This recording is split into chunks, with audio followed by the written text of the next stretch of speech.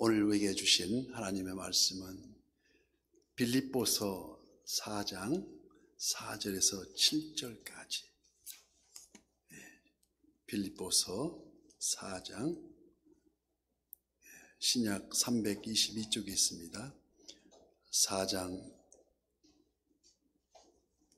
4절에서 7절까지 교독하겠습니다. 주 안에서 항상 기뻐하라. 내가 다시 말하노니 기뻐하라. 너희 관용을 모든 사람에게 알게 하라. 주께서 가까우시니라. 아무것도 염려하지 말고 다만 모든 일에 기도와 간구로 너희 구할 것을 감사함으로 하나님께 아뢰라. 그리하면 모든 지각에 뛰어난 하나님의 평강이 그리스도 예수 안에서 너희 마음과 생각을 지키시리라. 아멘. 감사가 넘치는 교회, 감사가 넘치는 은혜라는 제목으로 이 시간 성령 하나님이 깨달아 알게 하시는 은혜와 축복이 함께 하시기를 간절히 기원합니다. 사람은 누구나 다 험난한 길보다는 평탄한 길을 원하고 자신의 삶에 평강이 넘치기를 다 원합니다. 그러나 끊임없이 다가오는 이 문제와 괴로움들을 통해서 온전히 평화로운 삶 속을 누리지 못하고 더욱이 자신 안에서 끝없이 일어나는 그 욕망과 갈등 항상 있습니다. 갈근이라 해서 칡뿌리를 갈근이라는데 칡나무는 오른쪽을 향해서 덩굴을 계속 뻗어나갑니다. 칭칭 감으면서 등나무는 왼쪽을 향해서 계속 또 돌면서 휘감아 갑니다. 그래서 갈등이라는 게 칡나무와 등나무가 서로 만나서 서로 부딪혀서 계속 올라가서 했는데 그걸 풀으려니까 안 풀어집니다. 오른쪽에서 감아놓고 왼쪽 감아놓아서 이게 칭칭 묶여져 있어가지고 도저히 끊어야만이 풀어지지 끊어지지 않는, 그래서 갈등은 오랫도록 가슴을 아프게 하고 그 슬픔 등으로 평강을 잃어버리는 경우가 많습니다. 이는 실로 인간 혼자의 힘만으로 참된 평강을 누리기가 불가능하다고 아니할 수 없습니다. 그런데 오늘 본문에서 사도 바울은 우리에게 평강을 누릴 수 있는 비결을 지금 우리에게 제시해주고 있습니다. 어떤 비결인가? 인간으로서는 도저히 누릴 수 없는 평강이지만 우리의 생각과 마음을 지키시고 그 안에 참된 평강을 베푸시는 여호와 하나님이 함께 하심으로 인해 진정 평강의 삶이 어떻게 이루어지는지를 가르쳐주고 있다는 것입니다. 그렇다면 진정 우리가 여호와 하나님과의 평강을 함께하는 삶이란 어떻게 해야 할까요? 오늘 보면 4절 말씀에 주 안에서 항상 기뻐하라. 내가 다시 말하노니 기뻐하라 하십니다. 그 첫째가 주님 안에서 기뻐해야 합니다. 실로 주 안에서 기뻐한다는 것은 세상의 기쁨과는 전혀 다른 기쁨입니다.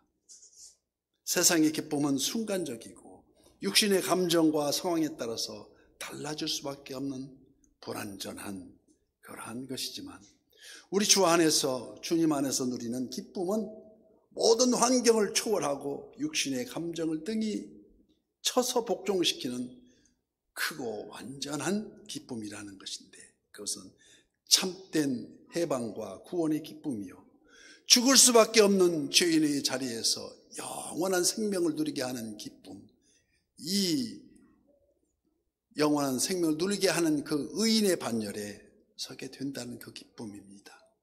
하나님의 자녀로서 영원한 축복과 권세를 누릴 수 있는 그 특권을 소유하게 되는 그 기쁨, 주의 은혜와 능력으로 보호하고 인도함을 받는 그 사실로 인한 엄청난 기쁨입니다. 이러한 기쁨은 세상 어느 곳에서도 찾아볼 수 없는 것이요 죄로 인한 모든 불안과 우리의 연약함으로 인한 슬픔과 괴로움을 모두 잠재우고 참 평강을 누리게 해준다는 것이 아니겠습니까? 온전히 주 안에서 누리는 기쁨, 이는 마치 사도행전 16장에서 나오는 감옥에 갇힌 바울과 실라가 한밤중에 기도하고 찬송하는데 옥문이 열리고 매인 것이 벗겨지는 그 능력으로 이어진다는 것을 말하고 있습니다. 그래서 5절 말씀에 너희 관용을 모든 사람에게 알게 하라. 주께서 가까우시니라. 두 번째가 우리가 관용을 모든 사람에게 나타내라고 말씀하십니다. 관용을 베풀되 모든 사람에게, 특히 여기서 말하는 모든 사람이란 자신을 핍박하고 대적하는 원수까지도 포함하는 것으로서 그러한 모든 자에게 관용을 베풀 때 위로의 하나님께서 분명히 가까이 하심을 더불어 말씀하고 계신다는 것입니다. 그렇습니다. 우리는 흔히 이웃에 대한 나쁜 감정이나 미움 등으로 인해서 마음의 평강을 누리지 못하는 경우도 많다는 것입니다. 그러나 우리가 실로 우리를 끝없이 용서하시고 사랑으로 감싸시는 우리 주님의 관용을 본받아서 우리의 원수까지라도 관용으로 대하고 사랑할 수만 있다면 그 자체로도 충분한 기쁨과 평안이 될 뿐만 아니라 이를 기쁘게 여기시고 더 큰 위로와 사랑을 베푸시는 우리 주님으로 인해서 더 놀라운 평강을 누리게 된다는 것을 말씀합니다. 그러므로 우리 모두가 남을 용서하고 온유함으로 사랑으로 대함으로써 이웃과 더불어서 하나님의 평강을 받아 누리는 저와 우리 선한 이웃의 모든 지체가 되시기를 축복합니다. 그래서 오늘 본문 6절 말씀에 아무것도 염려하지 말고 다만 모든 일에 기도와 간구로 너희 구할 것을 감사함으로 하나님께 아뢰라고 말씀합니다. 세 번째가 감사한 마음으로 하나님께 아뢰라, 기도하라는 말씀입니다. 우리는 삶의 현장에서 때에 따라서 한 치 앞도 못 오물라 하면서도 염려와 걱정이 앞서서 우리 연약함과 세상의 악한 세력들로 인해서 극심한 고통과 분함을 당하기도 합니다. 그리하여 참 평강을 모르고 살아갈 때가 많다는 것인데 온 우주 천지 만물을 지으시고 다스리시며 또 지극한 사랑으로 주관하시는 여호와 하나님, 그분께 모든 염려를 맡기고 어떻게 맡깁니까? 십자가 밑에 다 내려놓고 너희 구할 것을 감사함으로 하나님께 아뢰라 하십니다. 그리하면 모든 지각에 뛰어난 하나님의 평강이 그리스도 예수 안에서 너희 마음과 생각을 지키시리라고 7절 말씀입니다. 이를 일컬어서 베드로전서 1장 5절 말씀에는 너희는 말세에 나타내기로 예비하신 구원을 얻기 위하여 믿음으로 말미암아 하나님의 능력으로 보호하심을 받았느니라.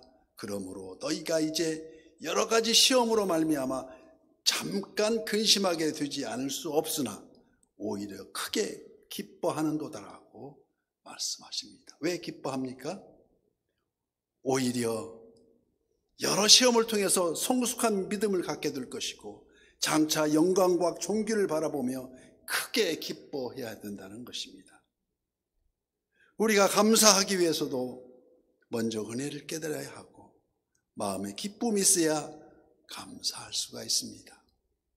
사도 바울의 삶은 10가지 가운데 9가지가 다, 열이면 9이 다 어렵고 힘든 일이 연속이었으면서도 그래도 오직 그 한 가지, 그 감사함으로 그의 길을 걸었습니다. 왜 그렇습니까? 바로 십자가의 도가 멸망하는 자들에게는 미련한 것이요 구원을 받는 우리에게는 하나님의 능력이 됨이라고 말씀입니다. 그 능력으로 영원한 생명의 길, 예수 그리스도를 따르는 길은 우리에게 주어진 십자가의 길이요 그 험하고 좁은 길이요 또 그리 아니하실지라도 그 사명 감사하며 즐거이 따르겠다는 것이 아니겠습니까? 사도 바울이 감옥에 갇혔을 때 쓴 옥중서신 네 가지가 있는데 에베소서, 빌립보서, 골로새서, 빌레몬서 이 내 서신 그 중에 오늘 본문 그 결론에 해당되는 부분이라 할 수 있습니다. 기쁨과 관용 그리고 간구의 기도, 누구나 말과 행동이 다르면 진정성이 없다고들 합니다. 진정성이 없으면 아무리 좋은 말이라 해도 상대가 들어주질 않습니다. 한쪽 귀로 듣고 한쪽 귀로 홀린다는 것입니다.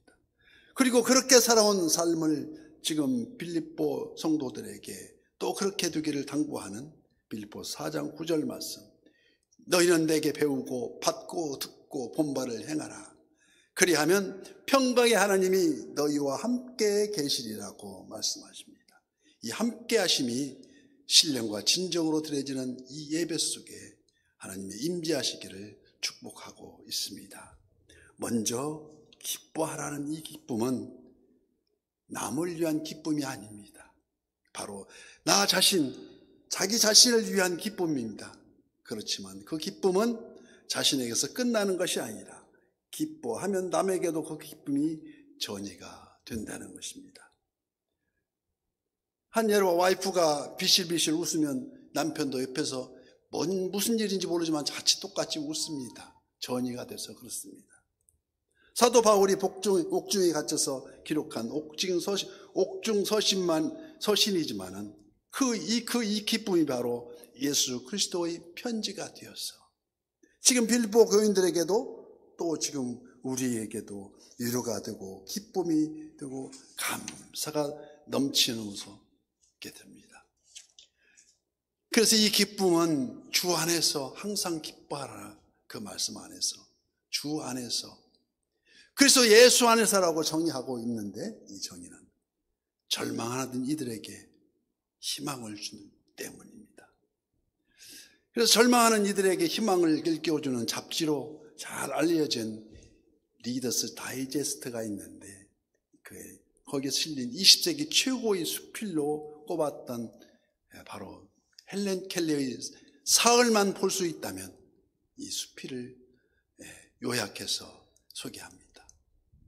그래서 사흘만 볼 수 있다면 참고로 그 헬렌 켈러는 3중 장애인입니다. 볼 수 없어 시각이 닫혀 있어 볼 수 없고 청각이 막혀 있어서 들을 수 없고 언어 장애까지 있어서 어느 것도 해볼 수 없는데 그를 교육한 이런 앤 설리번 선생님에 의해서 하나하나 눈을 뜨기 시작합니다. 그 눈을 떠서 발표한 수필집이 실려진 문구가 이렇습니다. 내가 사흘만 볼 수 있다면 3 days to see. 첫날은 나를 가르쳐준 고마운 앤 설리번 선생님을 찾아가 그분의 얼굴을 보겠습니다. 그리고 아름다운 꽃들과 풀과 빛나는 저녁 노을을 보고 싶습니다. 둘째 날에는 새벽에 먼 동이 터오르는 모습을 보고 싶습니다. 저녁에는 영롱하게 빛나는 별을 보겠습니다. 마지막 셋째 날에는 아침 일찍부터 부지런히 출근하는 그 사람들의 활기찬 표정을 보고 싶습니다. 점심때는 아름다운 영화를 보고 저녁에 집에 돌아와 그동안 사흘 동안 눈을 뜨게 해주신 하나님께 감사의 기도를 드리겠습니다. 는 내용이었습니다. 이 얼마나 설레이고 아름다운 감사입니까? 그 유명한 유럽을 제패했던 황제 나폴레옹은 그가 죽을 때 내 인생 행복한 날은 6일밖에 없었다는 말을 남겼습니다. 바로 6일이란 6일천하 잡혀 섬에 유배되기 전까지 6일 동안 황제를 했다는 소리입니다. 그러나 눈이 멀어서 볼 수가 없었고 귀가 먹어 들을 수 없었던 말도 못하던 헬렌 켈러는 내 인생에 행복하지 않은 날은 단 하루도 없었다고 여기 적고 있습니다. 보통 사람들의 상식으로는 나폴레옹이 더 행복했을 것이지 왜 생각되겠지만 행복의 척도는 생각하고 느끼는 관점에 따라 천태만상으로 달라지고 있다는 것을 우리는 소중하게 알려줍니다. 1990년대에 활발하게 활동했던 개그맨 이동우 씨의 사연을 소개합니다. 그가 2003년 신혼의 행복에 젖어 있을 무렵에 청천벽력 같은 망막 색소 변성증이라는 아주 희귀병 판정을 받습니다. 이 희귀병은 주변의 시야가 점점 약해져서 차츰 맹이 되어가는, 그 정상적인 시력의 5%밖에 볼 수 없게 되었다가 아주 없어지는 그런 변성증입니다. 사랑하는 아내는 물론 모든 주변 사람들의 얼굴을 볼 수가 없게 되었습니다. 모든 것을 포기하고 싶은 시간이 흐르기 시작합니다. 그러던 어느 날 이동우 씨 사연을 들은 40대 어느 남성이 눈을 기증해야겠다는 의사를 밝혀왔습니다. 그는 기쁜 마음으로 그 남성이 살고 있는 천안으로 한 걸음에 달려갔습니다. 하지만 그는 그분을 만나자마자 눈을 기증받기를 거절하고 되돌아오고 말았습니다. 왜 그랬을까요? 의아한 마음에 주변 지인들이 그냥 돌아온 이유를 묻자 이동우 씨는 이렇게 대답합니다. 저는 이미 눈을 기증받은 거나 마찬가지가 되었습니다. 그분은 저에게 두 눈의 시력보다 더 귀한 세상을 보는 눈을 주셨기 때문이라고 말합니다.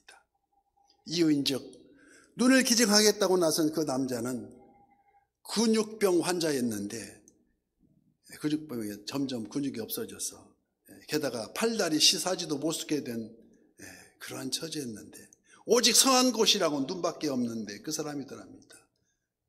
어떻게 이동호 씨가 다시 입을 열어 말하는데 나는 하나를 잃고 나머지 9을 가지고 있는 사람인데 그분은 다 잃어버리고 남아있는 거 그거 하나마저도 나에게 기증하겠다 하는 건데 어떻게 그걸 달라고 할 수 있겠습니까 하면서 거절했다는 것입니다. 살아가다 보면은 누구나 한 개를 가지면 두 개를 갖고 싶어하는 게 인지상정인데 이동우 씨 마음도 도저히 용납할 수가 없더라는 것입니다. 이 사연이 알려진 뒤에도 그나마 다행스러운 것은 쉽게 자신의 곁을 떠나리라 생각했던 젊은 아내가 그의 곁을 지켜준 일이었습니다. 하지만 시련은 그걸로 끝나지 않고 계속되었습니다. 생계의 많은 부분을 책임지고 있던 아내가 이번엔 뇌종양에 쓰러지고 말았습니다. 항암 치료 중에 한쪽 귀의 청력마저 잃어버렸습니다. 남편은 시력과 일자리를 잃고 아내는 청력과 운영하던 가게까지 이렇게 된 거 아니겠습니까?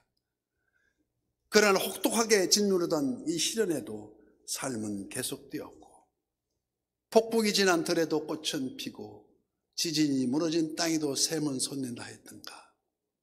이렇듯 희망은 그 속에서도 싹이 트듯 이들 사이에 무엇과도 바꿀 수 없는 하나님이 주신 선물, 귀여운 늦둥이 딸아이가 태어나 있습니다. 그는 아내와 딸이 나누어주는 큰 사랑 속에 가슴 시린 아픔도 절망의 찌꺼기도 다 잘 이겨낼 수 있었다고 고백합니다. 그 사랑으로 다시 재기를 꿈꾸며 다시 세상의 무대로 나올 수 있었다고 고백합니다. 지금은 그가 맹인 가수로 활동하고 있으며 라디오 진행자로 활동 중에 있습니다. 그에게 지금 바람이 뭐냐고 묻자 만일 나에게 5분만 시력을 회복할 수 있다면 지금은 중학생이 된 내 딸아이가 얼마나 예쁘게 자랐는지 몹시 보고 싶어진다고 듣는 이의 가슴을 찡하게 만듭니다. 가슴 뭉클한 이 사연을 떠올리면서 우리는 다시금 세상 모든 것에 감사해야 되지 않겠습니까? 그래서 잠언 16장 9절 말씀, 사람이 마음으로 자기 길을 계획할지라도 그의 걸음을 인도하시는 이는 여호와시니라고 말씀합니다. 여호와는 그 뜻이 우리 눈에 보이지 않지만 지금도 내 옆에 계셔서 우리를 돕고 계시는 여호와 하나님이시라는 뜻입니다. 그래서 처음에 여호와를 부르는 분은 바로 모세였는데 떨기나무 밑에서 불꽃 같은 눈동자가 부르던 내가 서 있는 곳은 거룩한 곳이니 내 발에 신을 벗으라는 말씀과 같이, 하나님, 그러면 우리 백성들한테 누가 이런 말을 했다고 말씀하리까? 나는 여호와라. 내 눈에 보이지 않지만 내 옆에서 항상 너를 보고 있는 나는 여호와니라. 그래서 한때 해석에 따라서 신보음에서는 야훼라고 부릅니다. 여호와. 그래서 너는 여호와.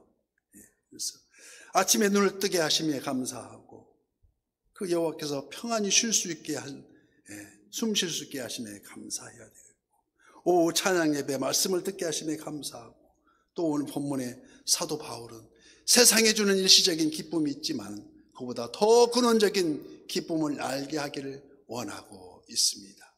그 기쁨의 주체가 바로 in Jesus Christ, 예수 그리스도 안에서, 그 안에서 정의하고 있습니다. 그 근본적 기쁨이 무엇입니까? 이는 바로 천국 영생을 향한 구원의 기쁨이요, 이는 바로 십자가 대속의 보혈의 공로로 죄사함의 기쁨을 의미하고 있습니다. 그래서 영접하는 자, 곧 그 이름을 믿는 자들에게는 하나님의 자녀가 되는 권세를 주셨으니 이는 혈통으로나 육정으로나 사람의 뜻으로 나지 아니하고 오직 하나님께로부터 난 자들이라. 그래서 그 말씀이 육신이 되어서 우리 가운데 거하시니 그 영광이야. 그는 우리 하나님의 역사하시며 우리가 거하시며, 우리가 그의 영광을 보니 아버지의 독생자의 영광이요 은혜와 진리가 충만하더라고, 바로 그 예수님을 설명하고 있습니다. 지금도 살아 역사하시는 그분이 바로 in Jesus Christ, 그리스도 예수 안에서 사순절 넷째 주 십자가 사랑과 고난을 묵상하면서, 채찍에 맞아 살점이 떨어지는 우리 주님을 묵상하면서, 여러분 지금 어디에서 평강을 얻고자 하십니까? 세상의 기쁨과 세상이 주는 권력이 참 평안을 주던가요? In Jesus Christ, 주 안에서 기뻐하고 우리의 관용을 원수까지도 사랑할 수 있는 분으로 나타내면서 오직 감사가 넘치는 우리 선한 이웃의 모든 지체가 되시기를 예수님 이름으로 축복합니다.